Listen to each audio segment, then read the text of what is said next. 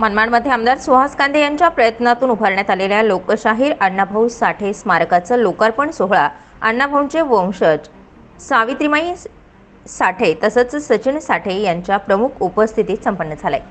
यावेळी आयोजित करण्यात आलेल्या मातंग समाज मेळाव्याला राज्यभरातील मातंग समाज बांधव मोठ्या संख्येने उपस्थित होते। समाजामध्ये उल्लेखनीय कामगिरी व्यक्तींचा समाजभूषण व समाजरत्न पुरस्कार देऊन यावेळी गौरव झाला। यावेळी आलेल्या मान्यवरांनी अण्णाभाऊंच्या कार्याला उजाळा दिला। थोर समाजसेवक अण्णाभाऊ साठे यांच्या स्मारकाचा मनमाड येथे लोकार्पण सोहळा पार पडलाय। यावेळी प्रमुख उपस्थिती म्हणजे अण्णाभाऊंचे वंशज सावित्रीमाई साठे तसंच सचिन साठे हे उपस्थित होते। या नांदगाव विधानसभा मतदारसंघाकडे मताची भीक मागितली आणि ती मताची भीक माझ्या झोळीत टाकली आणि त्या भीकेमुळे मी आज आमदार झालो। खरं तर अनेकांनी सांगितलं की 30 वर्षापूर्वीचा शब्द पूर्ण केला। मला आजही तो दिवस आठवतो। चौफुलीवर आपले मुरली काका आणि बाळासाहेब आले होते आणि मुरली काकांचा तो शब्द आजही माझ्या कानामध्ये, अण्णा जोपर्यंत मी जिवंत आहे तोपर्यंत मला हे स्मारक उभं करायचं आहे, काही करा पण मला हे स्मारक उभं करा। मला वाटतं आजही आपल्याला तो रस पित होतो आपण, त्या रसगुरावर आपला हा मयूरभाऊ बोरसेन आपण होतो असा शब्द।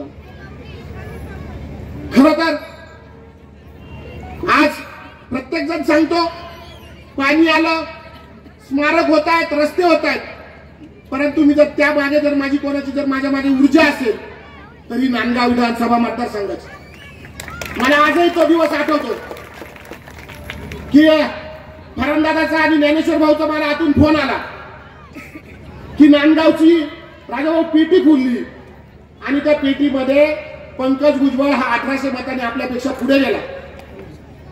जे राष्ट्रवादीचे जे पांगलेले सगळे कार्यकर्ते होते, जे बूथ एजंट होते, ते सगळे एकत्र आले आणि त्यांना वाटलं की आता आपण मनमाडमध्ये सुद्धा पुढे जाऊ आणि आपण आमदार नक्कीच होऊ। परंतु आदरणीय अण्णा तुमच्या आशीर्वादाने ज्या वेळेस या मनमाडकरांनी माझ्यावर उपकार केले, या मनमाडवाल्यांनी मताच्या स्वरूपामध्ये माझ्या झोळीमध्ये भीक टाकली आणि मनमाडच्या पेट्या जशा उघडल्या मी डायरेक्ट 4200 मतांनी पुढे गेलो।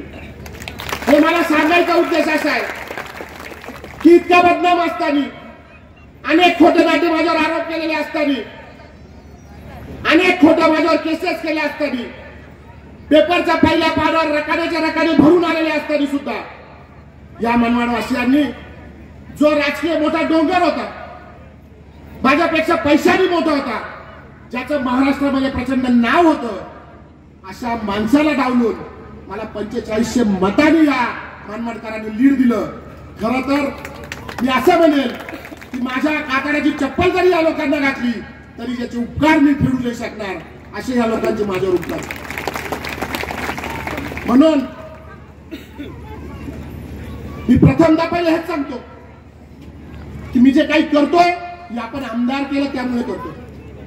मला आपण आमदार केलं, मला ताकद दिली म्हणून मी अण्णाभाऊ साठेंचा पुतळा उभारू शकलो, मी डॉक्टर बाबासाहेब आंबेडकरांचा पुतळा उभारू शकलो, म्हणून मी छत्रपती शिवाजी महाराजांचा पुतळा उभारू शकलो, मी करंजवन पाणी आणू योजना आणू शकलो, मी रस्ते आणू शकलो। खरं तर हे सगळं जे काही मला वैभव प्राप्त झालं असेल, मी मंत्रालयात गेलो, आदरणीय शिंदे साहेब मला म्हणतात सुवासितला काय पाहिजे, मंत्र्यांकडे गेलो मंत्री उठून उभं राहतात, कलेक्टरकडे गेलो कलेक्टर उठून उभा राहतो। मी असेल, माझं कुटुंब असेल, सचिन भाऊ, मी काही उपकार केले नाही, मी माझं कर्तव्य पार पाडले। जे अण्णाभाऊ साठे पूर्ण जगात प्रसिद्ध होते, 33 देशांमध्ये त्यांचे पुस्तक आजही वाचल्या जातात।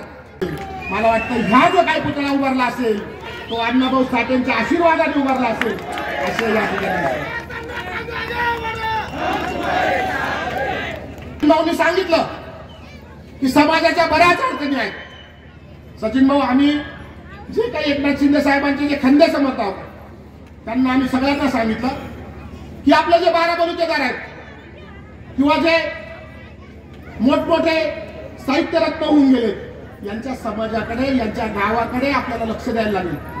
कारण ज्या वेळेस अण्णाभाऊ साठेंचा पुतळा बघतो त्यावेळेस आपल्याला साहित्य रत्नाची आठवण येते, ज्या वेळेस आपण डॉक्टर बाबासाहेब आंबेडकरांचा पुतळा बघतो त्यावेळेस आपल्याला संविधानाची आठवण येते।